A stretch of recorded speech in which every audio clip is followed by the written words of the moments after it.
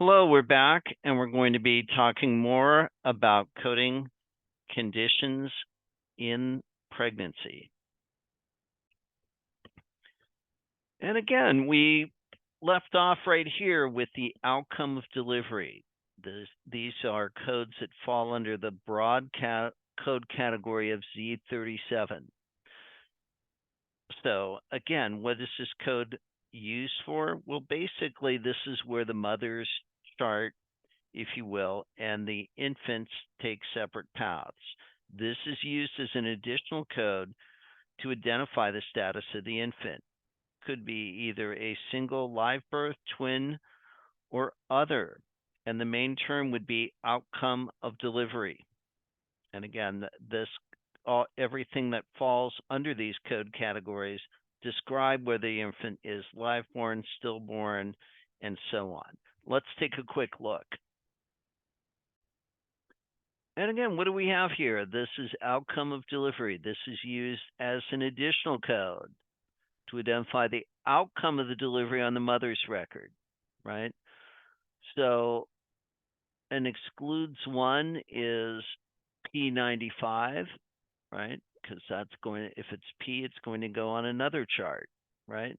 So we can have Z37.0, which is a single live birth.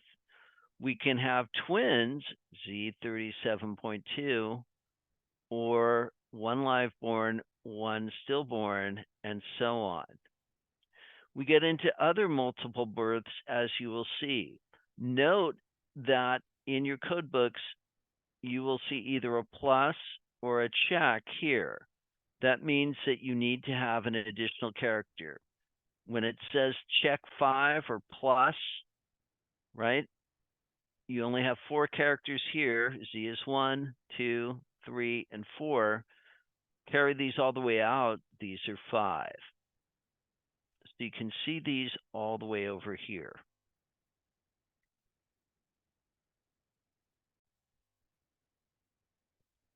We also have close by, we have encounter for maternal postpartum care and examination, right? So these are codes that fall under code category Z39, examination of lactating mother, pregnant female delivers a baby, say, outside the hospital and is admitted for care. Main terms would be care, postpartum, admission, postpartum observation. For pregnancies with abortive outcomes, the main term would be abortion, right?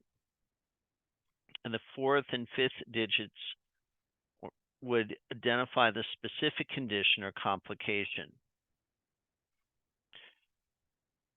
And again, pregnant with ectopic pregnancies, right? 000, missed abortion, 002.1. So this is when we have a fetal death, right? Before 20 weeks of this. And then spontaneous abortion, also referred to as a miscarriage, 003. Sometimes we'll have incomplete abortions, right? So we have some, but not all the products of conception. Could have the placenta, what have you, still remaining, and then this requires some sort of surgical intervention. And the pathology report is what determines whether the abortion is complete or incomplete. We can have complications following an induced termination of pregnancy, and this is when an abortion is performed, and we can have infections, hemorrhages, what have you. We can have the failed termination of pregnancy, right? 007. And these codes are used when the attempted abortion fails and the pregnancy continues on. And then we also can have complications following ectopic and molar pregnancies. And these are in the very beginning of the chapter. These are codes 000 through 002. And again, main term is, you got it, it's pregnancy, either pregnancy ectopic or pregnancy molar. We have high risk pregnancies as well. And again, these are supervision of high risk pregnancies. These are codes 009, right? We don't use these at the time of the delivery, right? It's just coding the condition which is managed. So sometimes if you think about these, we're still managing it, right? We have a high risk pregnancy, maybe a woman who's in her 40s or what have you, right? It's being closely watched, still requiring monitoring, what have you. So I'm going to pick up a code for that. And those are codes from 009. And again, some high risk pregnancies, in addition to, quote, elderly, right, which is defined, also young pregnant women, right? Pregnancy of a result of assisted reproductive technology, history of in utero procedure during previous pregnancies, insufficient or missing prenatal care, all those things.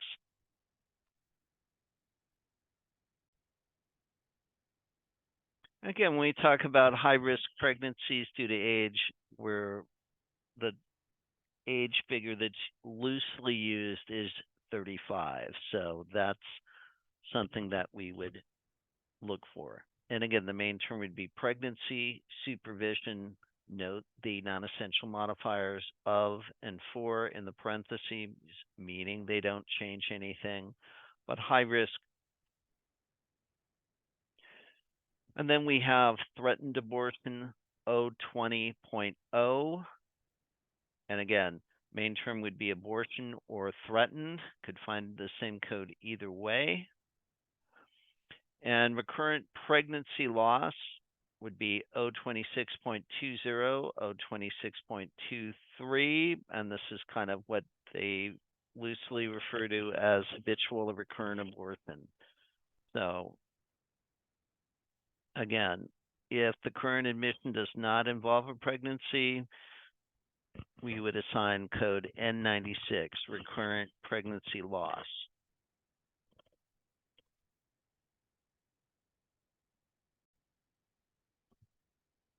In pregnancy, when we're looking for some of these pregnancy complicated by codes, we want to keep in mind what's preterm. Preterm is anything prior to 37 weeks, right? Or prior to 38 weeks. So all the way up to and including the 7th day of the 37th week, once they hit 38 and all the way through 40, it's a term delivery. Post-term is weeks 41 and 42, and then anything beyond 42 is considered prolonged. Another one we have is the encounter for delivery, right? So full-term uncomplicated delivery is code 080. This is a single live-born full-term vaginal delivery birth. Right? So it's a delivery requiring minimal or no assistance, whether the delivery has or does not have an episiotomy, what have you, really doesn't matter, right? And it's used as a single code from the OB chapter with the additional code, meaning to follow, of Z37 for the outcome. We only use this code for an uncomplicated delivery. A note here, code 080, right here in the code book. All right, we use the additional code, very important. So it's only used for these uncomplicated deliveries. Likewise,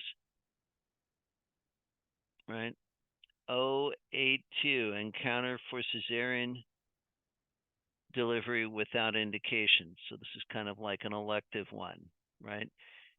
If we have anything else, any other complications with the deliveries, it's going to be main term delivery complicated by. And that's all I have for you. Come back and we'll talk about pregnancy complicated by hypertension, diabetes, and other conditions. We'll see you then.